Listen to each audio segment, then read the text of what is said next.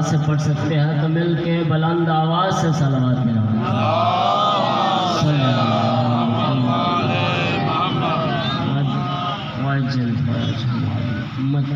مرحومینوں مرحومین جمیع مومنین و مومنات سادات اور عظام کے جتنے بھی مرحومین اور خصوصاً اللہ جس مرحوم کے ایصال ثواب کے لیے اس مجلس عزا کا انعقاد کیا گیا ہے ان کی بلندی درجات کے لیے بآواز بلند صلوات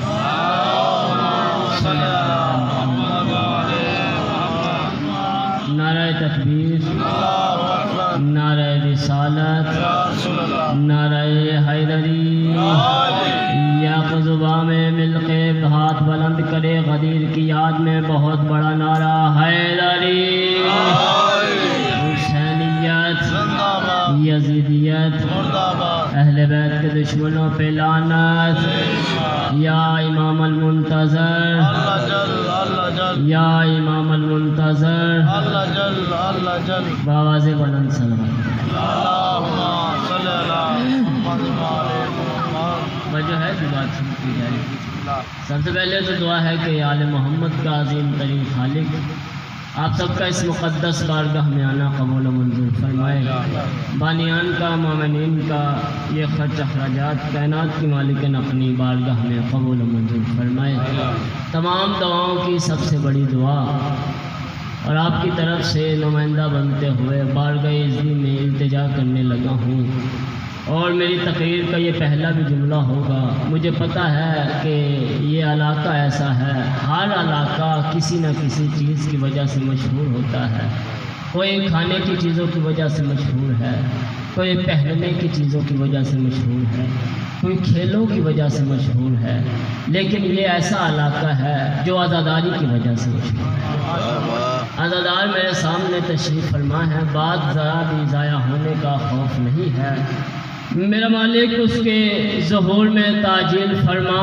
جو حقیقت نقطہ بسم اللہ ہے ماشاءاللہ جو حقیقت بسم اللہ ہے جو حقیقت سورہ فاتحہ ہے جو حقیقت سورہ قدر ہے جو بندے ابھی تک خاموش ہیں اور سورہ جمعہ کی تفصیل جانتے ہیں ان کے لیے میں پہلا جملہ کہنے لگا ہوں جو حقیقت سورہ جمعہ ہے جو حقیقت سورہ کوثر ہے جو حقیقت کل قرآن ہے جو حقیقت مرضی یزدان ہے جو حقیقت شاہ مشرقین ہے جو حقیقت ہدایت المتقین ہے جو حقیقت مشیت اللہ ہے جو حقیقت حیبت اللہ ہے جو حقیقت قدرت اللہ ہے بندے ابھی تک خاموش ہیں میں اس سے بڑھ کے پڑھوں گا جو حقیقت قدرت اللہ ہے جو حقیقت امر اللہ ہے جو حقیقت وجہ اللہ ہے جو حقیقت اللہ ہے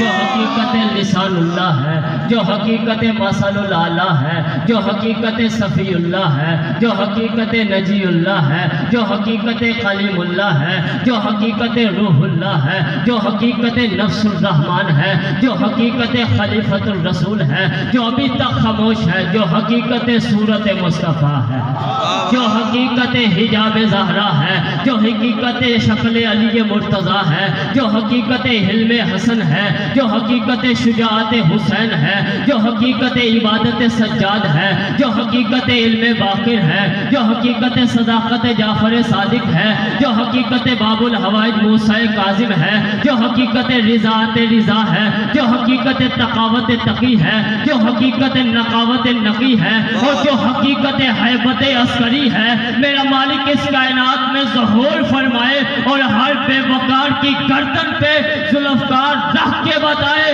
کہ علی جزء ایمان نہیں علی کل ایمان ہے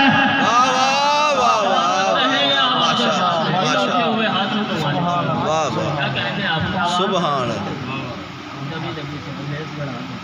صلوات مل کے آواز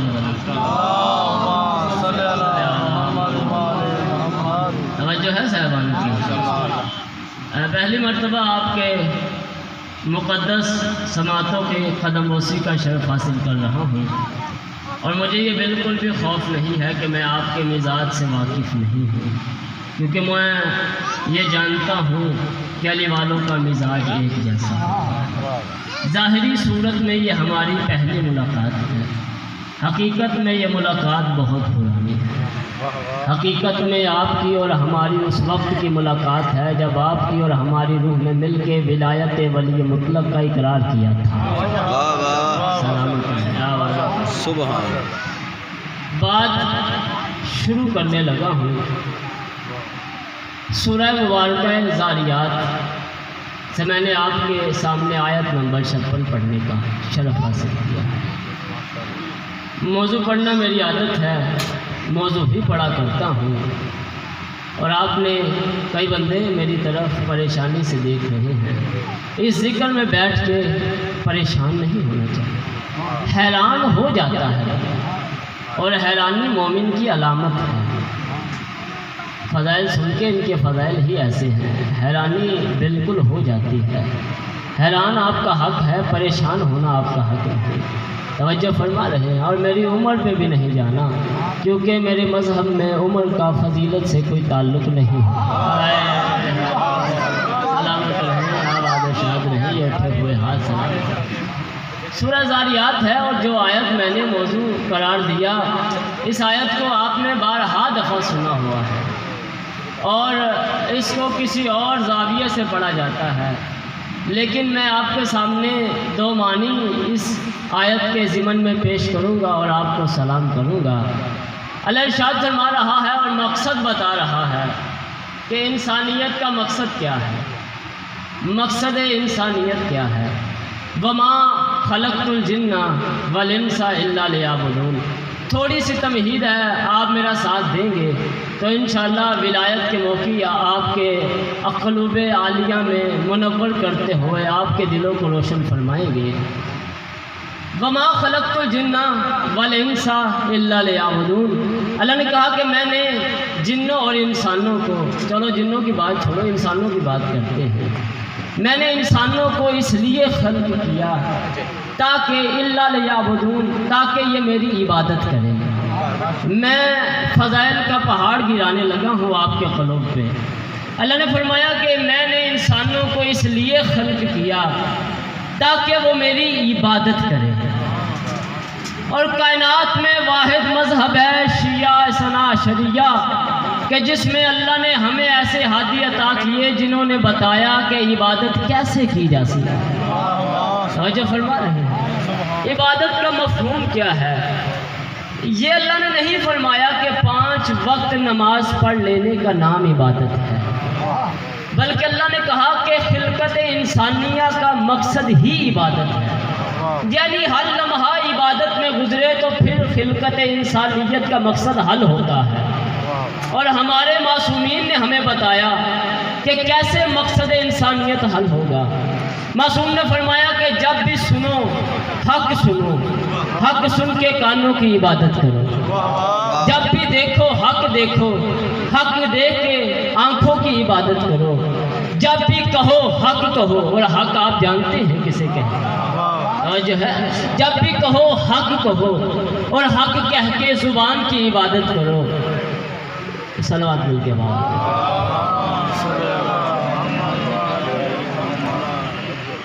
اگر زحمت نہ فرمائیں تو 2 قدم آگے آ جائیں تاکہ ماحول مکمل طور پہ بن سکے. درود پڑھتے ہوئے آگے تشریف صرف توحید، اور اس کے بعد انشاءاللہ پھر جیسے آپ کا مزاج ہوگا ویسے پڑھا جائے. تو جو ہے صاحبان کی، جب بھی کہو حق کہو، جب بھی سنو حق سنو. جب بھی قبلہ کسی کی طرف قدم بڑھاؤ حق کی وجہ سے بڑھاؤ. درود پڑھو تو عبادت کرو، دل کی عبادت. اور آل محمد کے دشمنوں پہ لعنت کرو تو روح کی عبادت کرو. یعنی کہ ہر زندگی کا لمحہ ہمارے معصومین نے ہمیں بتایا کہ کس طرح عبادت میں صرف کیا جا سکتا ہے. سو تو عبادت میں ہو، جاگو تو عبادت میں ہو، کھاؤ تو عبادت ہو، پیو تو عبادت ہو. پانی پیو، پیاس ہر کسی کو لگتی ہے. پیاسے امام حسین کو یاد کرو اور پانی پی لو، پیاس تمہاری بجھ جائے گی، عبادت خدا کی ہو جائے گی. توجہ توجہ توجہ. زندگی کا ہر لمحہ کیسے عبادت میں صرف کیا جا سکتا ہے. بھوک تمہیں لگتی ہے، کھانا کھانے پہلے حسین کی بھوک کو یاد کر کے کھانا کھا لو، بھوک تمہاری مٹ جائے گی، عبادت خدا کی ہو جائے گی۔ یعنی زندگی کا ہر لمحہ، اور یہاں تک کہ معصوم نے فرمایا کہ سونے سے پہلے میری دادی زہرا کے دشمنوں پہ لعنت کر کے تم سو جاؤ، اللہ پوری رات عبادت میں لکھ دے گا۔ کیا کہنے آپ کی سماعتوں کی، آواز شاد رہے۔ زندگی کا ہر لمحہ ہمارے معصومین نے ہمیں بتایا کہ کیسے عبادت میں صرف کیا جا سکتا ہے۔ عبادت کہتے کسے؟ توجہ فرمائیے۔ الا لیعبدون، یعبدون عبادت، قبلہ عبادت نکلا ہے عبدیت سے، عبدیت ہے عبد سے۔ توجہ توجہ، اللہ نے کہا کہ انسان کی خلقت کا مقصد ہی میرا عبد بننا ہے۔ اب عبد کہتے کسے ہیں؟ میری تمہید ختم اور بات شروع۔ اب میں نے آپ کی سماعتوں کا امتحان لینا ہے۔ عبد کہتے کسے ہیں؟ عبادت عبدیت سے، عبدیت عبد سے۔ عبد کسے کہتے ہیں؟ جب تک میرا بھائی بیٹھ نہیں جاتا پھر سنیے گا۔ عبادت عبدیت سے، عبدیت عبد سے۔ بزرگوں سے دعا لوں گا، جوانوں سے داد بھی لوں گا اور دعا بھی لوں گا۔ پیچھے جو سائمین بیٹھے ہیں وہ خصوصی توجہ فرمائیں گے۔ قبلہ عبادت عبدیت سے، عبدیت عبد سے۔ عبد کہتے کسے ہیں؟ العبد لا یفرق مولاه، عبد اسے کہتے ہیں جس کا اپنے مولا سے کوئی فرق نہ ہو۔ کون سنے گا ان باتوں کو؟ عبد اسے کہتے ہیں جس کا اپنے مولا سے کوئی فرق نہ ہو، یعنی جو ہو بہو مولا جیسا ہو۔ جو اپنے مولا جیسا ہو اسے کہتے ہیں عبد۔ اب میں قرآن کی آیت پڑھوں، سورہ اسراء ہے 15واں پارہ، پہلی آیت۔ ارشاد الہیہ ہو رہا ہے، سبحان الذی اسریٰ بعبدہ، پاک ہے وہ ذات جو اپنے عبد کو لے گئی۔ اللہ نے معراج پہ جب رسول کو بلایا تھا تو یہ نہیں کہا کہ اپنے رسول کو لے گیا اللہ، یہ نہیں فرمایا کہ اپنے نبی کو لے گیا اللہ، یہ نہیں فرمایا کہ طٰہٰ کو لے گیا اللہ، یہ نہیں فرمایا کہ یاسین کو لے گیا اللہ، یہ نہیں فرمایا کہ مزمل کو لے گیا اللہ، بلکہ اللہ نے کہا کہ میں اپنے عبد کو لے گیا۔ اور عبد کہتے ہیں لا یفرق مولاه، جس کا مولا سے کوئی فرق نہ ہو، یعنی پتہ چل گیا کہ معراج کی رات رسول اس جگہ پہ تھے جہاں اللہ اور محمد میں کوئی فرق نہیں تھا۔ ہائے ہائے، سلامت رہے۔ کیا کہنے آپ کی سماعت ہو، آباد و شاد رہے۔ العبد لا یفرق مولاه، عبد اسے کہتے ہیں جس کا اپنے مولا سے قبلہ کوئی فرق نہ ہو۔ توجہ فرمائیے گا۔ اب محمد ہے اللہ کے عبد، توجہ ہے صاحبان، محمد ہے قرآن کی روح سے اللہ کے عبد۔ ترجمہ کروں، یعنی محمد ہے قرآن کی روح سے اللہ جیسے۔ میں نے تو سنا تھا کہ یہاں معرفت سنی جاتی ہے، ذرا اپنی معرفت بلند کیجئے گا۔ توجہ ہے صاحبان کی۔ العبد لا یفرق مولاه، محمد ہے اللہ جیسا۔ بندے کہتے ہیں یہ رسالت نہیں پڑھتے، ہماری رسالت شروع ہی وہاں سے ہوتی ہے جہاں پہ تمہاری انتہا ہو جاتی ہے۔ توجہ ہے صاحبان کی۔ توحید بھی ہمیں آتی ہے، رسالت بھی ہم ہی پڑھتے ہیں اور ولایت بھی ہم ہی پڑھتے ہیں۔ قبلہ اس سے بڑی اور توحید کیا ہوگی کہ ہم علی کے ہوتے ہوئے اللہ کو مانتے ہیں۔ اللہ اکبر، اللہ اکبر۔ العبد لا یفرق مولاه، محمد ہیں اللہ جیسے۔ چلو میں قرآن سے آیت پڑھ دیتا ہوں، چھٹا پارہ ہے، ارشاد الہیہ ہو رہا ہے، یا ایھا الذین آمنوا لا یفرقوا بین اللہ ورسلہ۔ اللہ نے کہا اے میرا حبیب، یہ جو مومن ہیں ان سے آپ فرما دیجئے لا یفرقوا، رسول اللہ ہے وللہ، اے میرے حبیب ان سے کہہ دیجئے کہ اللہ اور رسول میں کوئی فرق نہیں ہے۔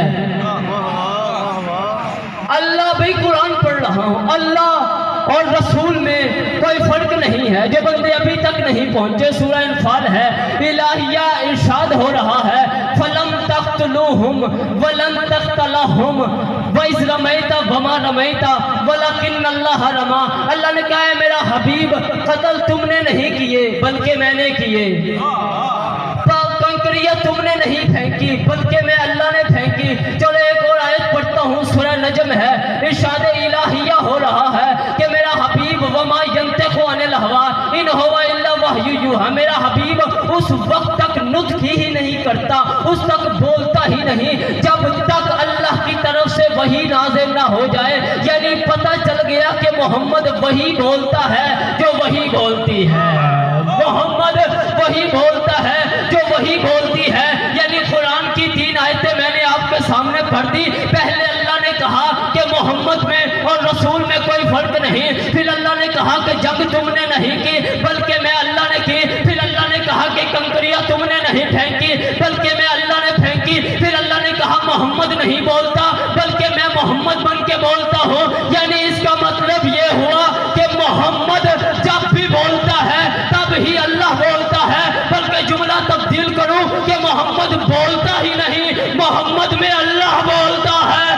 قبلہ توجہ کیجئے گا، ابھی کچھ بندوں کے ہاتھ نیچے ہیں، یعنی محمد کا کام محمد کا نہیں بلکہ اللہ کا کام ہے۔ یہاں رک کے پھر جملہ سنتے جائیے گا، جب اللہ اور رسول میں کوئی فرق ہی نہیں ہے تو پھر امت مسلمہ مجھے ایک سوال کا جواب تو دینا کہ جب اللہ اور رسول میں قبلہ کوئی فرق نہیں ہے تو پھر زہرا کے احترام میں کھڑا کون ہوتا تھا؟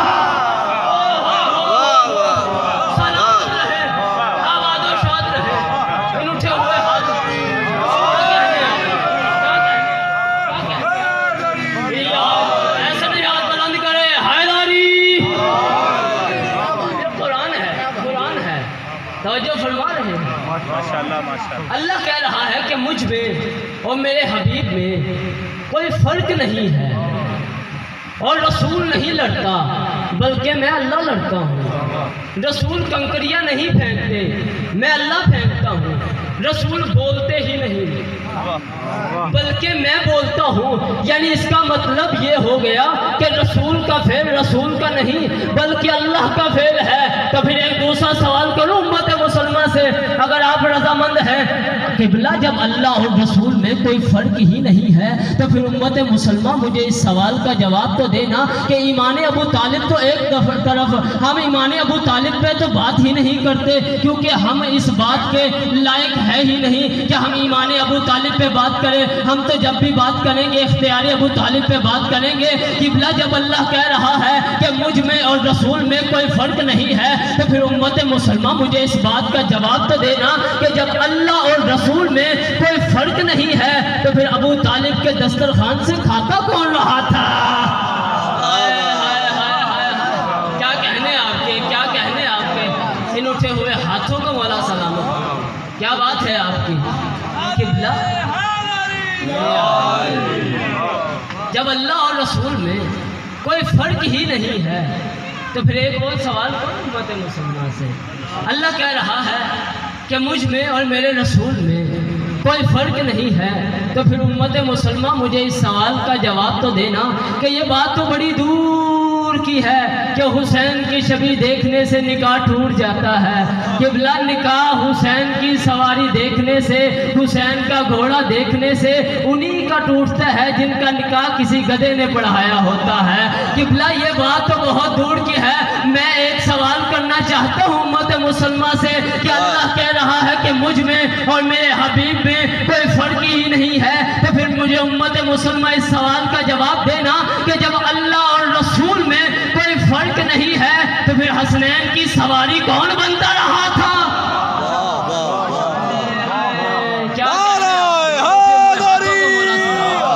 وہ جو پیچھے ہاتھ بلند ہے کیا کہنے آپ کے، میں آپ کو داد دیتا ہوں۔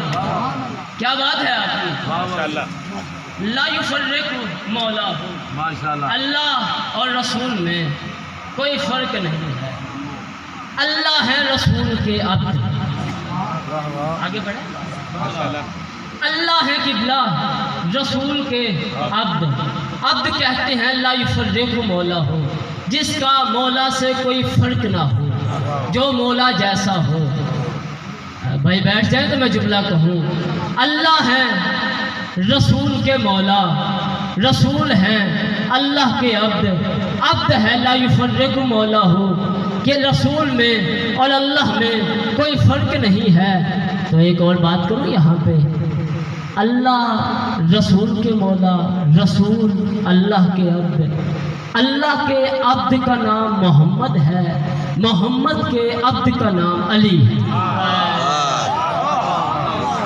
کیا کہنے آپ کو، کیا کہنے آپ کے. علی نے فرمایا انا عبد من عبید محمد.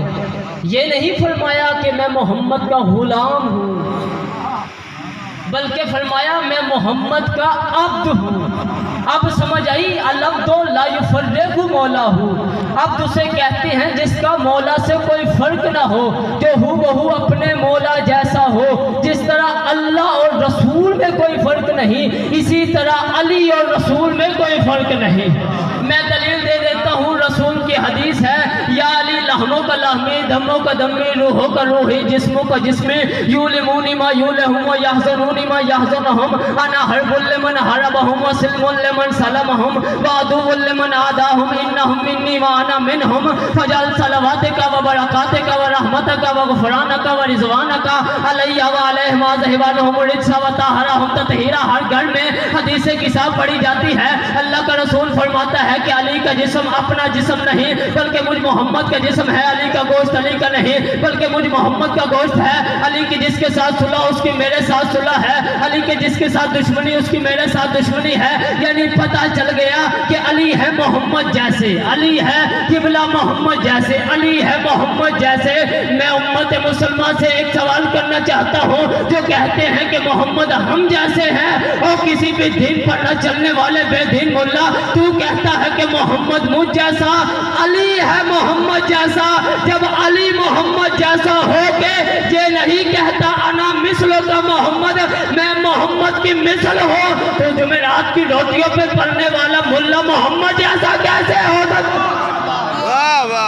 کیا کہنے آپ، کیا کہنے آپ. بولے نا اٹھے ہوئے ہاتھوں کا سلام. العبد لا یفرق مولا ہو. عبد اسے کہتے ہیں جس کا مولا سے کوئی فرق نہ ہو. ماتمی بیٹھے ہیں مجلس میں، عزاداروں کے لیے ایک جملہ کہنے لگا ہوں. قبلہ محمد ہیں اللہ کے عبد، علی ہیں محمد کے عبد. پھر سنو، پتہ نہیں کتنا لطف لوگے آپ. استقبال جملہ میں آپ سارے کھڑے بھی ہو جائیں تو حق سماعت ادا نہیں ہوگا. پھر سنو، قبلہ محمد ہیں اللہ کے عبد، علی ہیں محمد کے عبد. پھر سنو، محمد ہیں اللہ کے عبد، علی ہیں محمد کے عبد. میرے سخی حسین بادشاہ عبد نہیں ہیں بلکہ ابا عبداللہ ہیں.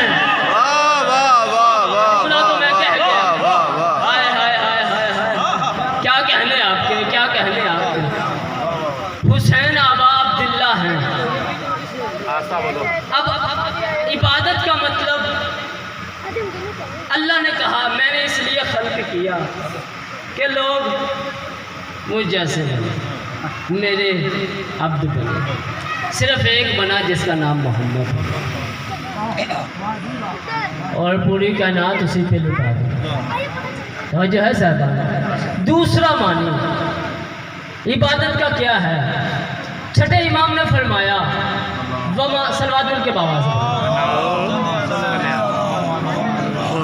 توجہ ہے صاحب، بور تو نہیں ہو رہے. صلوات پڑھیں گے تو پتہ چلے گا کہ میں نے آگے پڑھنا ہے یا نہیں.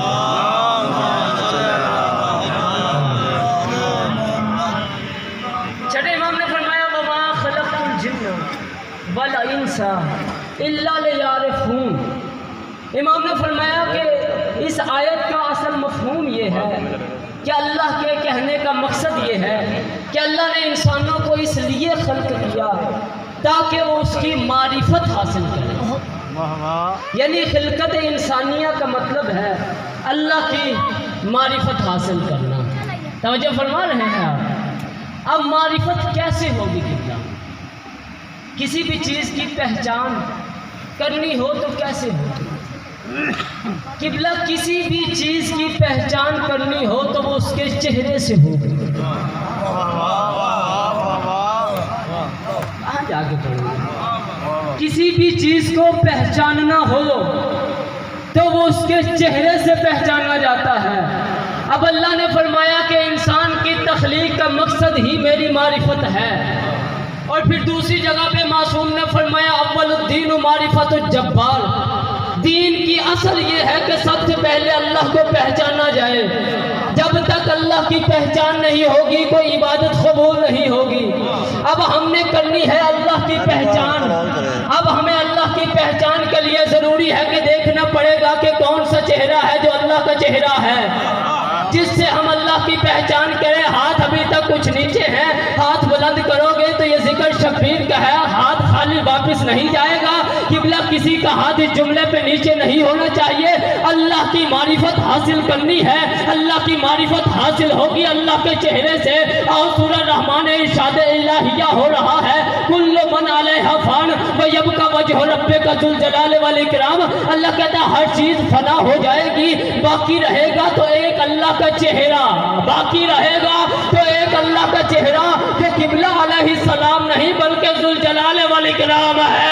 پتہ نہیں معرفت کون سنتا ہے. دوسری آیت ہے سورہ قصص ہے, اللہ ارشاد فرما رہا ہے کل حالک الا وجہہ. ہر چیز ہلاک ہو جائے گی, باقی رہے گا تو صرف تیرے رب کا چہرہ. باقی رہے گا تو صرف تیرے رب کا چہرہ.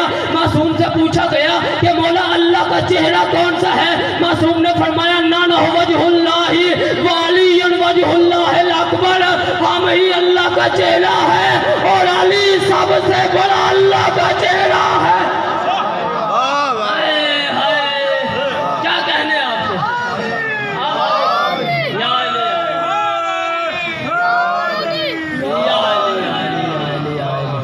سلامت رہے. قبلہ اللہ کی پہچان ہوگی اللہ کے چہرے سے. اچھا ایک اور آیت پڑھو.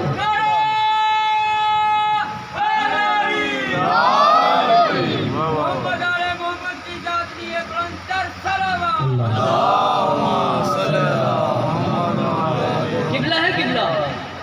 ایک اور آیت پڑھو اور سلام کرو. آپ کو سورہ دہر ہے, سیدہ کی ایک کنیز ہے. حسنین دادی کہتے ہیں, زہرا اماں کہتی ہیں. کیا عزت دیتے ہیں.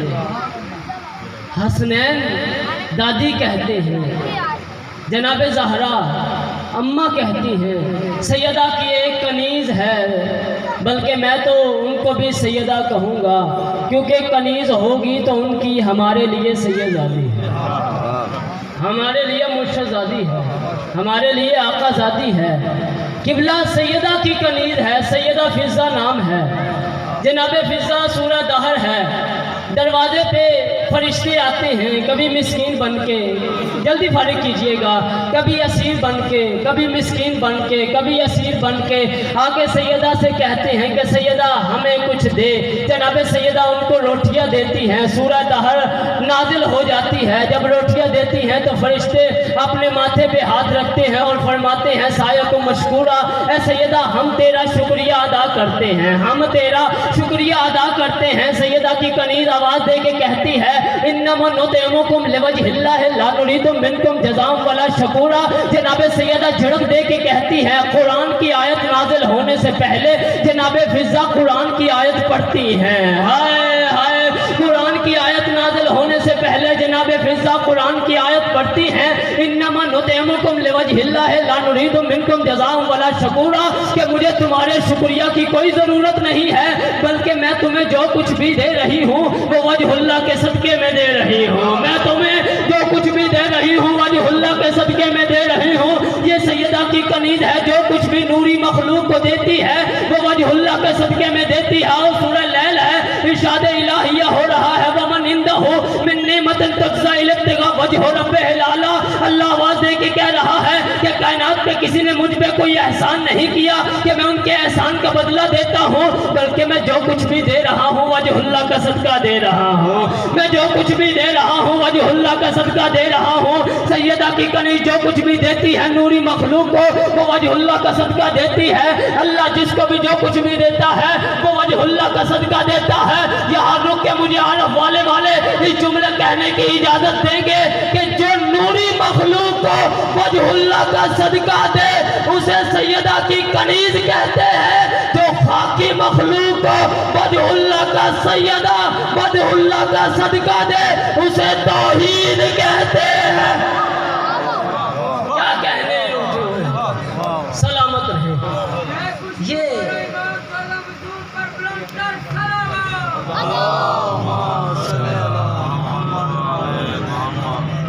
اللہ کے یہ چہرے ہیں، اللہ کی پہچان انہی کے ذریعے سے ہوتی ہے۔ اللہ کی پہچان کے لیے علی کی بیٹیوں نے بڑے پتھر حجر و کمل زہرا جن کی ہائے برآمد ہوئی، جناب سیدہ آپ کی ہائے کو قبول و منظور فرمائے۔ عزادارو امام سجاد سے پوچھا گیا کہ مولا آپ خون ہوتے ہیں، مولا سب سے زیادہ مصائب کہاں پہ آئے؟ مولا لوگ کے فرماتے ہیں الشام، الشام، الشام۔ عزادارو امام علی بھی مظلوم ہیں۔ امام کی زیارت کا جملہ ہے السلام علیکہ یا اول المظلوم۔ امام حسین سے بڑا مظلوم کوئی نہیں، لیکن تمہارے اور میرے امام سجاد وہ مظلوم امام ہے۔ امام اول سے لے کے امام قائم تک کسی نے نہیں کہا کہ کاش میں یہ منظر دیکھنے سے پہلے مر گیا ہوں۔ ایسے مظلوم امام ہے امام سجاد جس نے جگہ جگہ پہ کہا کاش یہ منظر دیکھنے سے پہلے سجاد مر گیا ہو۔ سینے پہ ہاتھ ضرور ماننا زدارو۔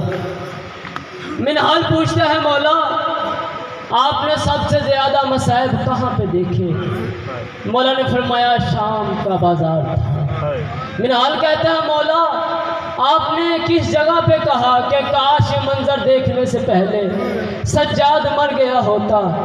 امام لوگ کے فرماتے ہیں کربلا سے کوفہ، کوفہ سے لے کے شام، میں ہر منزل پہ کہتا رہا کاش سجاد مر جاتا، علی کی بیٹیاں بازاروں میں نہ آتی۔ کہتا ہے مولا پھر بتائیں تو صحیح ایک منظر کہ آپ نے کہاں پہ کہا تھا کہ کاش یہ منظر دیکھنے سے پہلے سجاد مر گیا ہوتا؟ عزادارو سینے پہ ہاتھ ضرور مارنا۔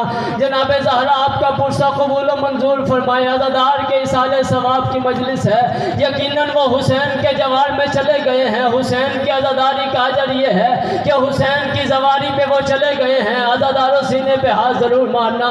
امام سجاد لوگ کے فرماتے ہیں کہ امین حال تمہیں تو پتہ ہے کربلا سے لے کے کوفہ، کوفہ سے لے کے شام، ہر جگہ پہ شمر کے صرف دو ہی شوق تھے، یا میری پشت پہ تازیانے مارتا تھا یا میری ماؤں کے سروں سے چادریں اتارتا تھا۔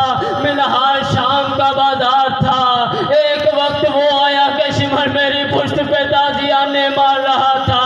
میری 4 سالہ معصومہ بہن آگے بڑھی، آگے بڑھ کے کہتی ہے اور شمر ملعون میرا ایک سجاد بچ گیا ہے، میرے سجاد کو نہ مار، میرا بابا کربلا میں مارا گیا، میرا بھائی اکبر مارا گیا، میرا اصغر مارا گیا، میرا ایک سجاد بچ گیا ہے۔ مولا سجاد لوگ کے فرماتے ہیں منہال جب اس میری بہن سکینہ نے کہا نا کہ کاش یہ تمہیں نہ مارتا، اتنی ہی دیر میں امام سجاد لوگ کے فرماتے ہیں منہال جو شمر میری پشت پہ ظلم کر رہا تھا میری 4 سالہ معصومہ بہن کی طرف بڑھا، میری بہن کو تازیانے مار رہا تھا۔ میری بہن سکینہ آگے بڑھی، آگے بڑھ کے کہتی ہے بھیا سجاد میں تیری غریب بہن ہوں، بھیا سجاد میں تیری اسیر بہن ہوں، بھیا سجاد میں تیری یتیم بہن ہوں، بھیا سجاد ظالم سے کہہ یہ میرے منہ پہ تماچے مارے، تازیانے نہ مارے۔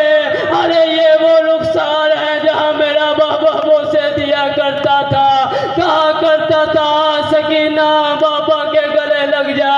عزادارو ذاکرین سے آپ سنتے رہتے ہیں کہ امام سجاد خون روتے رہے ہیں. کبھی کسی سے پوچھا ہے کہ کہاں پہ خون رونا شروع کیا تھا امام سجاد نے؟